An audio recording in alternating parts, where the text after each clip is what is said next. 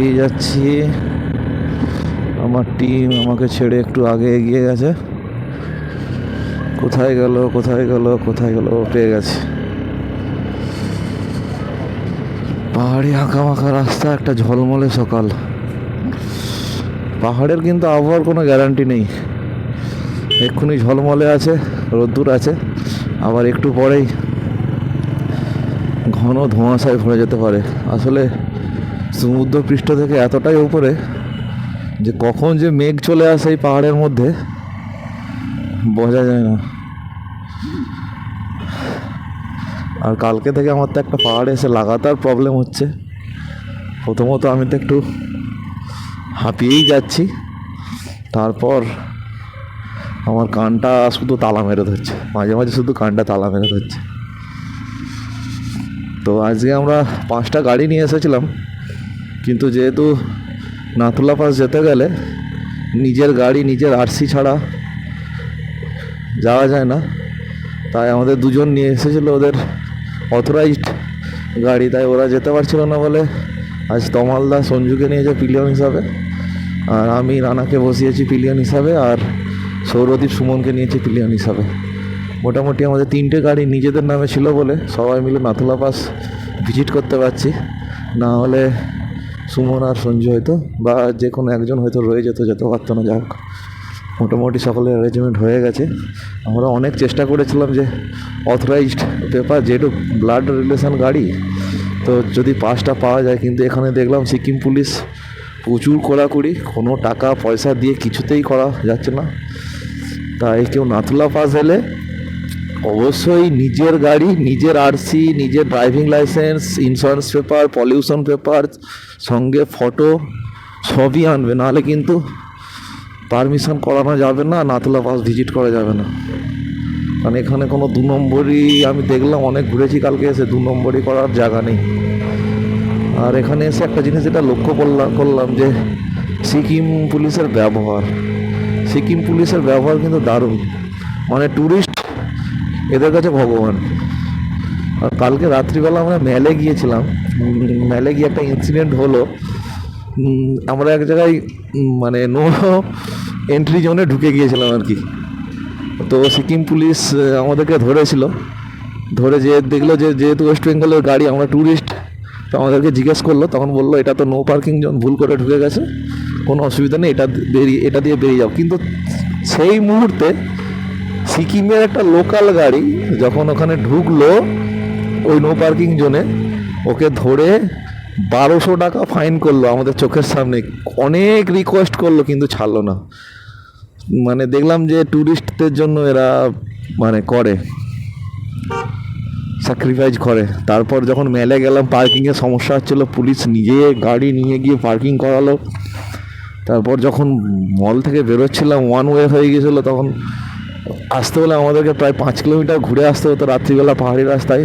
তো ওখানকার পুলিশকে রিকোয়েস্ট করলাম যে স্যার আমরা তো এটা দিয়ে যাবো, এটা দিয়ে আমাদের সামনে হোটেল, আমরা কি যেতে পারি? বললো কোনো ব্যাপার নেই, তোমরা গেলে এক্ষুনি বেরিয়ে যাও, কারণ এরপরে অনেক জাম হয়ে যাবে, তোমরা আর বেরোতে পারবে না। মানে এত সুন্দর কোঅপারেশন পুলিশের কাছ থেকে আমি দেখিনি, দারুণ। আর একটা কথা বলতে সত্যি খারাপ লাগছে, সবাই হয়তো খারাপ না, কিন্তু আমাদের কিছু কিছু কলকাতা পুলিশ আছে যে আমাদের মতো রাইডারকে দেখলেই মনে হয় ওদের যে এদের কাছ থেকে কিছু আদায় করতে হবে। আমি সবার কথা বলছি না, কিছু কিছু থাকে মানে এরকম, সবাই তো আর খারাপ না।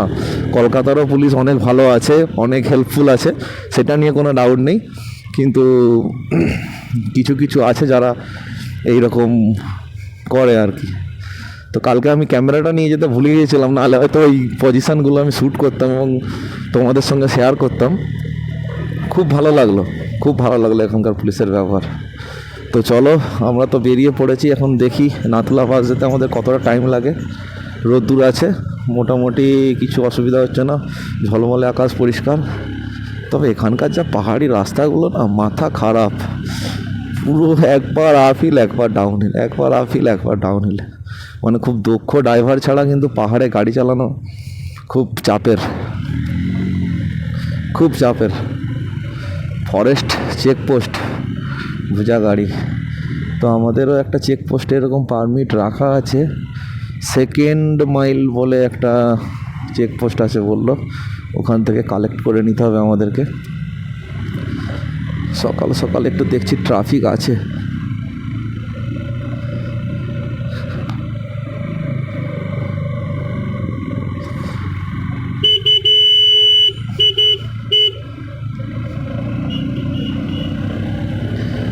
আর এখানে আর একটা জিনিস এসে আমি প্রবলেমে পড়েছিলাম, যে গুগল, কারণ পাহাড়ি রাস্তা এমনি ওপর দিয়ে নিচে দিয়ে আঁকা বাঁকা, আমাদেরই মাথা গুলিয়ে যাচ্ছে, কিন্তু গুগলে আমরা সার্চ করে যখন যাচ্ছি প্রত্যেকটা রাস্তার শর্টকাট থাকা সত্ত্বেও হয়তো ওরা মেন রোড একটু ঘুরিয়ে দেখাচ্ছে, ঠিক আছে। কিন্তু আমি বলবো যে পাহাড়ি রাস্তা যদি কোনোদিনও হারিয়ে ফেলো বা ভুল করে অন্যদিকে চলে যাও, সবসময় লোককে জিজ্ঞেস করবে বা পুলিশকে জিজ্ঞেস করবে, তাতে কিন্তু সঠিক পথটা খুব সহজেই পেয়ে যাবে।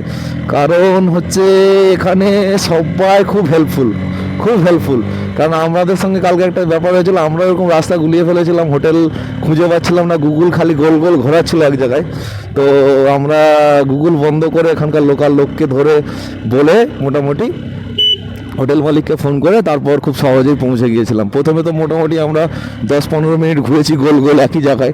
তারপর আমরা বললাম যে না, গুগল ম্যাপে হবে না, কারণ কিছু কিছু সময় কি হয়, ওয়ান ওয়ে করে দেয় পাহাড়ি রাস্তা, তো এদিক থেকে ওদিক ওয়ান ওয়ে করে দেয়, তখন গুগল সেই রাস্তাটাই দেখায় কিন্তু নো এন্ট্রি বোর্ড লাগানো থাকে, তখন ওই রাস্তাতে তুমি যেতে পারবে না। তাই লোককে জিজ্ঞেস করে যাওয়াই ভালো, বিকল্প রাস্তা থাকে এখানে, মানে অনেক উপর দিয়ে নিচে দিয়ে অনেক রকমের রাস্তা আছে, যাওয়া যায় অতি সহজে একটু শর্টকাট করে।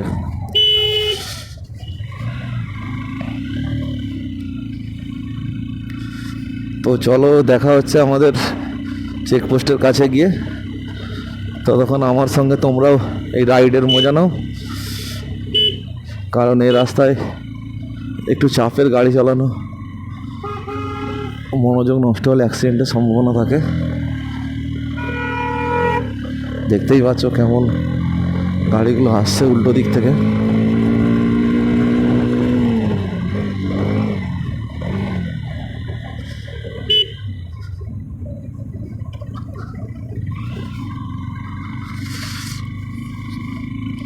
তো আজকে আমাদের লিড করছে তমাল বাবু, আর ম্যাপ দেখছে সঞ্জু।